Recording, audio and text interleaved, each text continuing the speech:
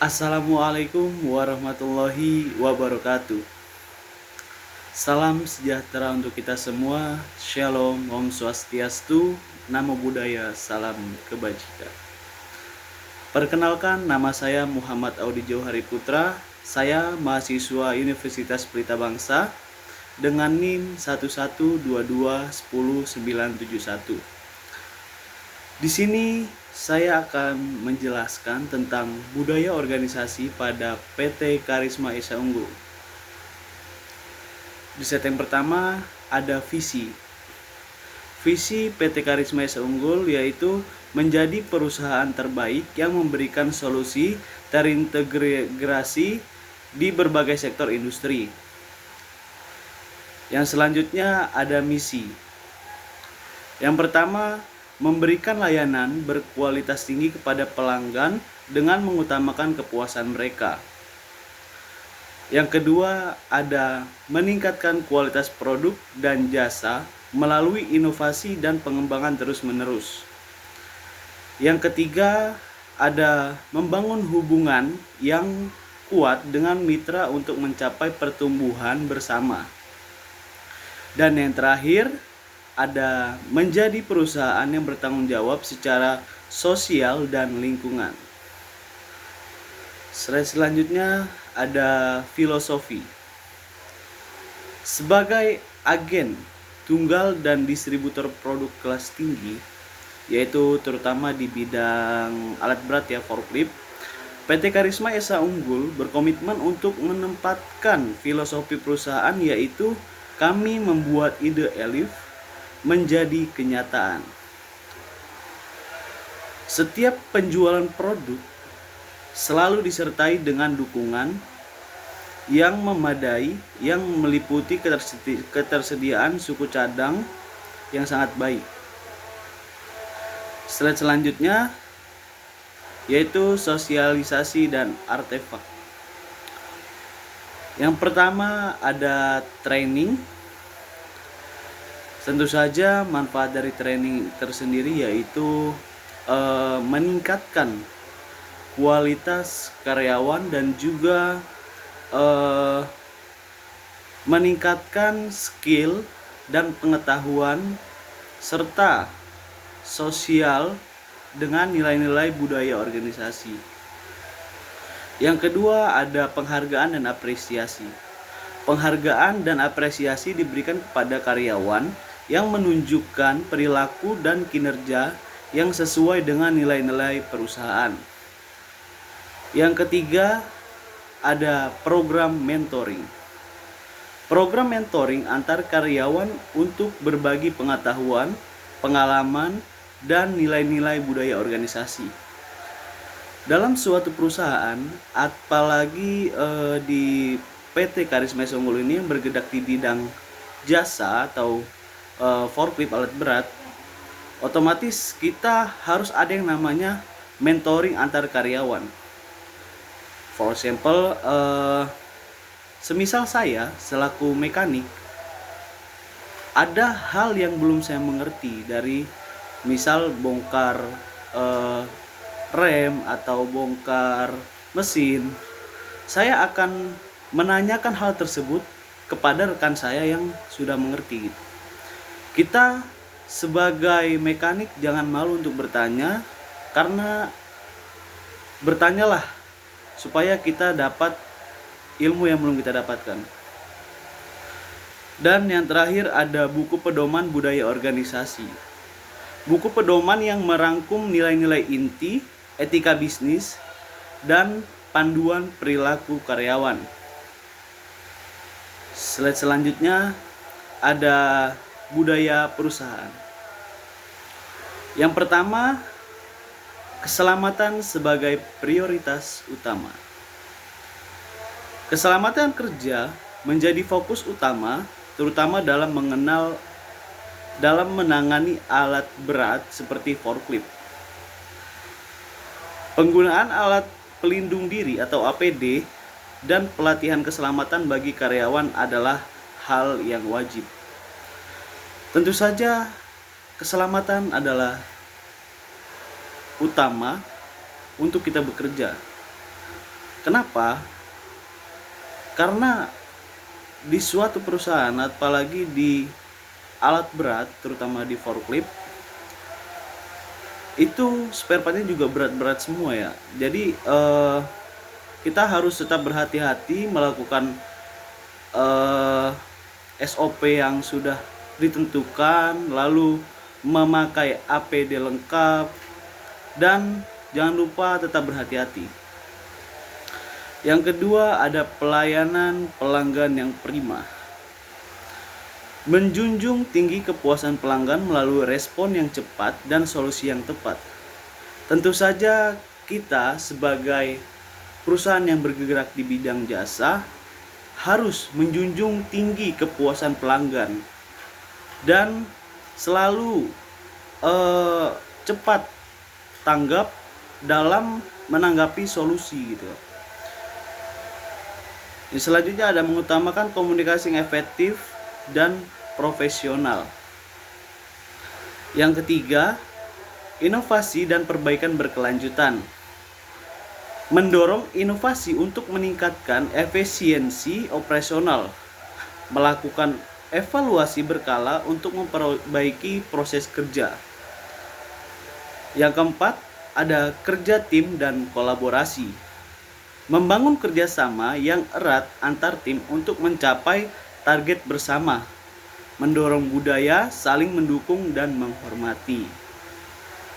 Yang kelima, keberlanjutan. Memastikan operasional perusahaan mendukung prinsip-prinsip berkelanjutan seperti efisiensi energi dan pengelolaan limbah yang baik. Selanjutnya ada standar kualitas. Yang pertama, standar operasional prosedur atau SOP yang ketat.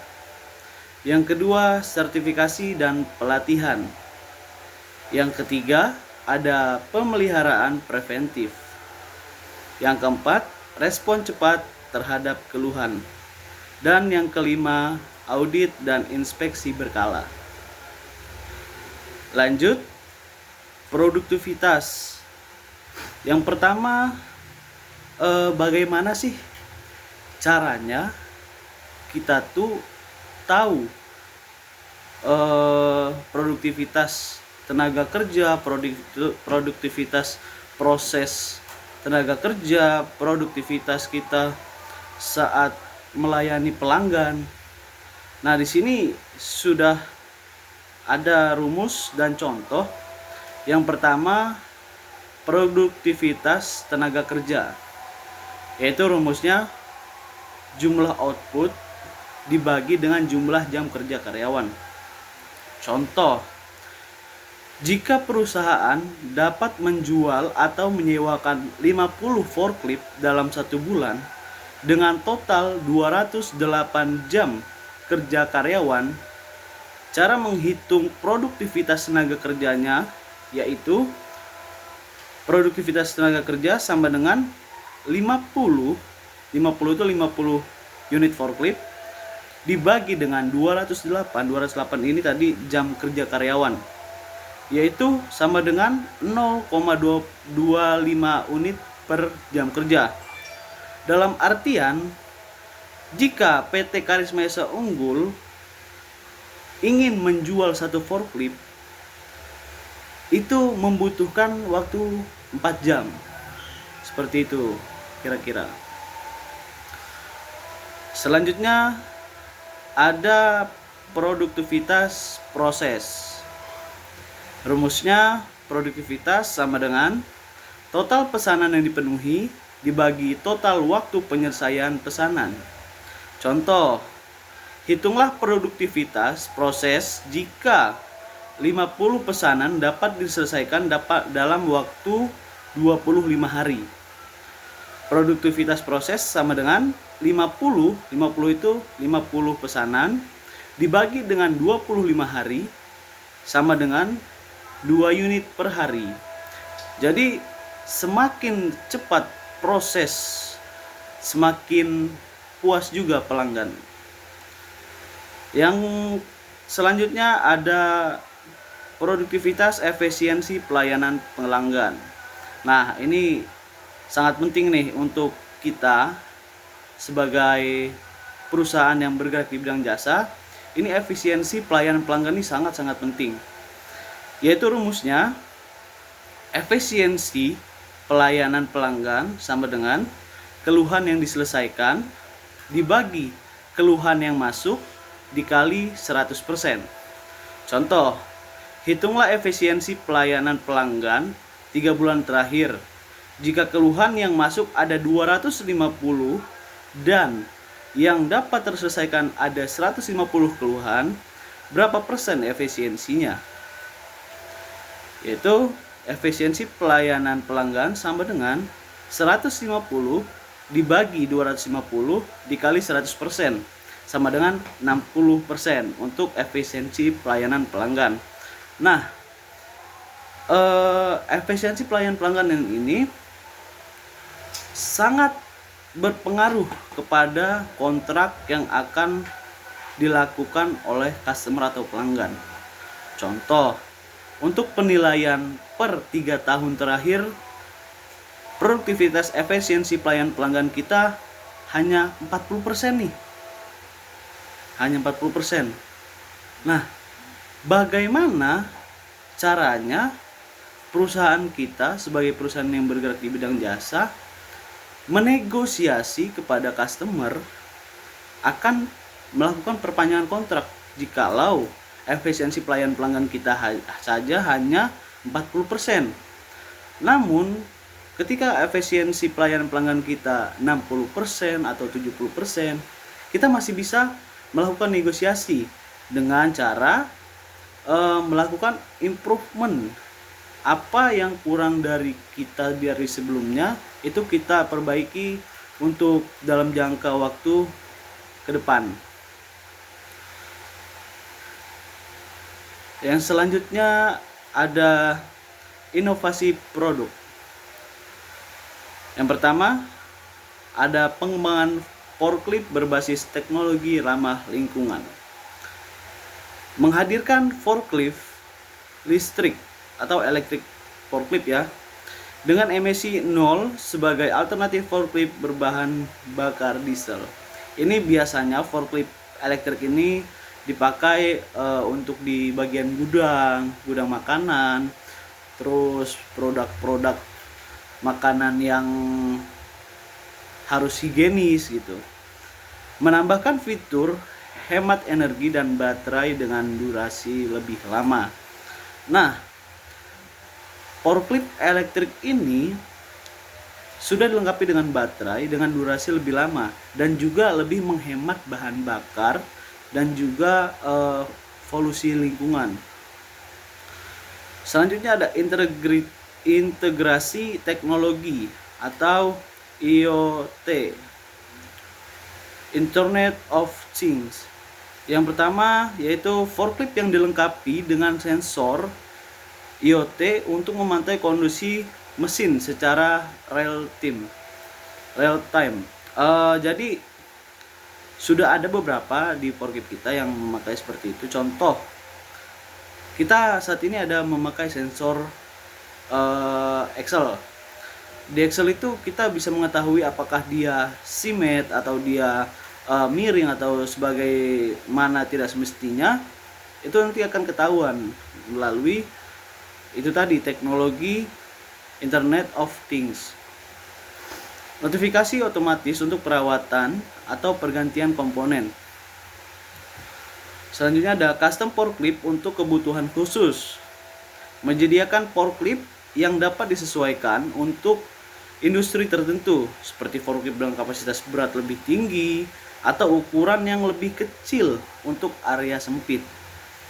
Yang kelima ada kreativitas dalam efisiensi internal. Yang pertama ada pengelolaan data berbasis AI, menerapkan analitik data untuk memprediksi kebutuhan pelanggan dan tren pasar. Yang kedua ada mengoptimalkan pengadaan suku cadang berdasarkan analisis data. Nah, untuk mengoptimalkan pengadaan suku cadang berdasarkan analisis data ini sangat penting ya teman-teman. Karena untuk mencapai kepuasan pelanggan dan untuk eh, meningkatkan efisiensi kepuasan pelanggan, itu biasanya kita terletak pada suku cadang spare part forklift itu tersendiri. Contoh, eh, ada kerusakan di spare part di master rem lah contoh. Jikalau kita sudah melengkapi atau pengadaan suku cadang itu sudah ada dari sebelumnya, itu proses penanganan sangat cepat. Namun terkadang semisal pengerjaan itu harusnya kita kerjakan dalam waktu 1 jam, namun kita terkendala pada suku cadangnya, tidak ada stok atau bagaimana. Nah, itu akan memperlambat pekerjaan kita. Dan yang terakhir ada gamifikasi untuk karyawan. Program penghargaan berbasis gamifikasi untuk memotivasi karyawan, meningkatkan produktivitas. Yang kedua ada kompetisi ide inovatif antar karyawan untuk menemukan solusi baru. Baik, mungkin itu saja yang dapat saya sampaikan. Mudah-mudahan bermanfaat untuk kita semua. Saya akhiri, wassalamualaikum warahmatullahi wabarakatuh.